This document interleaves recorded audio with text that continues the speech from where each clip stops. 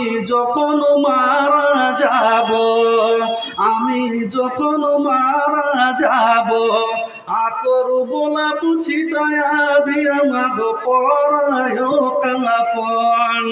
আমি যখন মারা যাব, আতর গোলাপ ছিটায়া দিয়া মাগো পরায় কাপন। যে চারজনাতে কাঁধে করে নিয়ে যাবে অন্ধ ঘরে, সে তো আমার আপন ভাই। আমার সাজাইয়া দিও মাগো পরায় কাপন।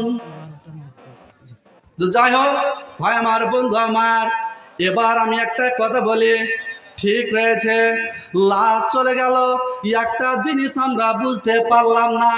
এটাও একটা গুরুত্বপূর্ণ কথা বলছি, আপনাদেরকে শুনে নেন। কেমন কথা?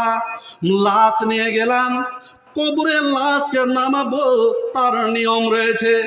আল্লাহ যেদিন আমি পৃথিবীর বুকে আমি আগমন করেছিলাম, যেদিন আমি পৃথিবীর বুকে আমি এসেছিলাম, আমার মাথা বেরিয়েছিল আগে, আমার মাথা প্রসাব হয়েছে আগে পৃথিবীর বুকে। ভাই আমার, বন্ধু আমার, যখন কবরে লাশটা নামাবো তার নিয়ম রয়েছে। আমরা নিয়ম নীতি বুঝলাম না, নিয়ম নীতি কিছুই জানলাম না। কবরের লাশকে নামাবো, কবরের লাশকে নামাবার সময় আমার, বন্ধু আমার, যখন কবরের লাশকে নামাবো, একটা নিয়ম বলে দিচ্ছে আপনাদেরকে। কবরের লাশ নামাবার সময়, যেদিন পৃথিবীতে আমি এসেছিলাম দুনিয়ায়, সেদিন আমার মাথা এসেছিল প্রথমে। তো নবী আমার বলছে যে আসল ঘরে যেদিন যাব, সেদিন আমার পা যেন ঢালু হয়ে না নামে।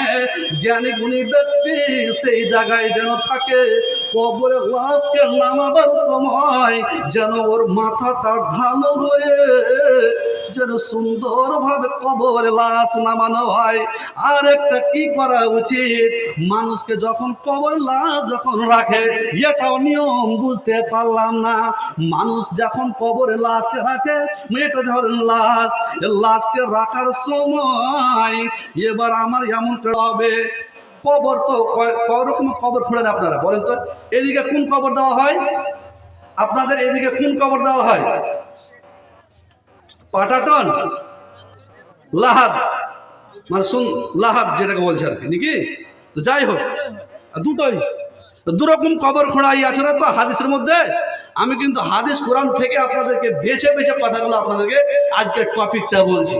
ভাই আমার, বন্ধু আমার, আমি জালসাতে গেলে সময় পড়লে পুঁথি পড়ে আমি সময়টাকে করতে হয় না, কেন দিনাজপুর থেকে এসে আমি গল্প শোনাতে আসিনি।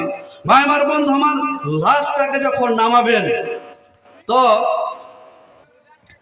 মাটিতে যখন লাশটা রাখবেন,